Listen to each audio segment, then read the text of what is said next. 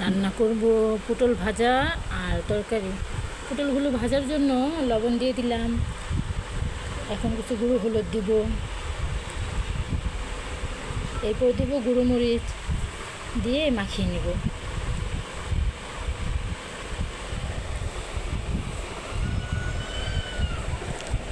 এখন মেখে ভেজে নেব।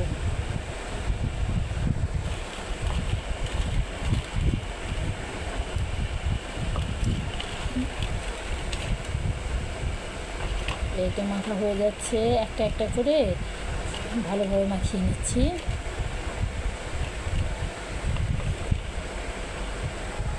চুলোতে কড়াইটা দিয়ে দিব এখন।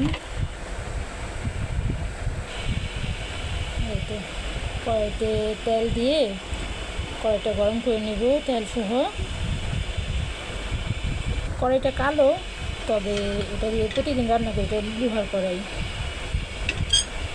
এগুলা রান্না করতে আবার আরাম আছে। সাদা ফকফকা কড়াই আছে, তবে ওগুলোতে বেশি ভাজা লাগে জন্য, এগুলো রান্নার জন্য ভালো লাগে এগুলো দিয়ে রান্না করতে।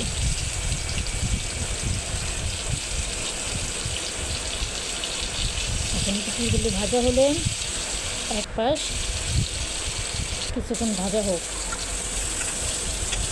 এখন তেল দিয়ে আরেক পাশ ভেজে দেবো, আরও ভালোভাবে ভাজবো, একটু ব্রাউন কালার যেন হয়।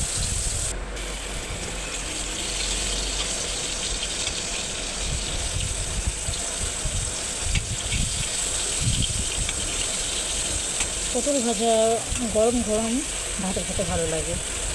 ভাজাটা গরম গরম থাকলে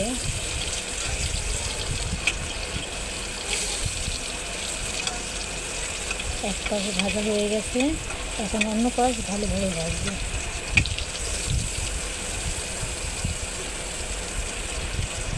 একটা হয়ে গেছে, এটা তুলে নেব।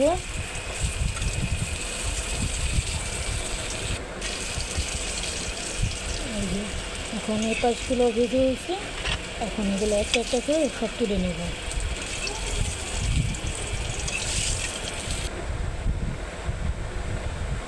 হয়ে গেছে সবগুলো ভাজা, একটা বাটিতে তুলে নিলাম।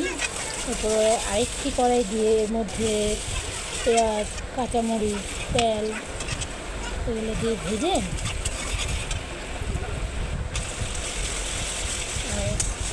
আদা রসুন বাটা দিয়ে আরেকটু ভাজা ভাজা করবো।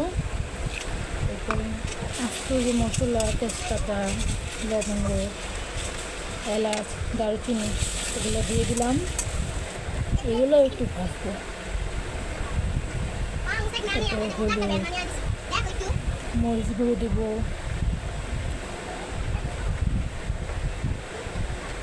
ধনিয়া গুঁড়ো, জিরা গুঁড়ো, একটু পানি দিয়ে মশলাটা একটু কষিয়ে এরপরে ভাজা মুগ ডাল ধুয়ে রেখেছিলাম আর মুরগির যে মাংসটা সেটাও ধুয়ে ভালো করে ধুয়ে রেখেছিলাম, এগুলো দিয়ে একসাথে কষাবো। মুরগিটা আগে একটু কষিয়ে তারপর ডাল দেওয়া যায়, আবার একসাথেও কষিয়ে নেওয়া যায়। ডাল দিয়ে মুরগি রান্না করলে ভালোই লাগে, মুগের ডাল দিয়ে। জি বলো। এটা এখন একটু কষাবো।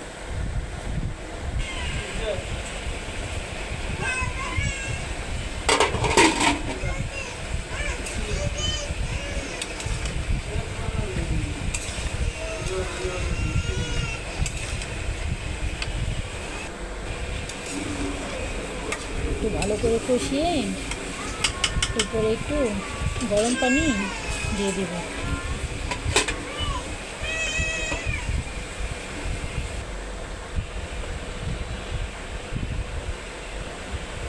মুরগি থেকে পানি বের হচ্ছে।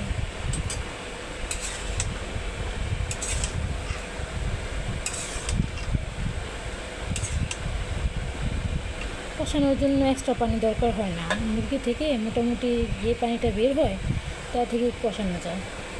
এখন গরম পানিটা দিয়ে দেবো, ডালটা ভালোভাবে সিদ্ধ হয়ে যাবে। এতে হয়ে গেল। এখন বলক আসে,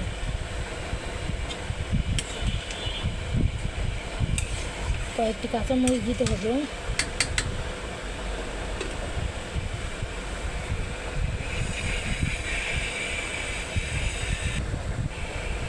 এখন একটু গরম মশলা গুঁড়া ছিটিয়ে দিলাম।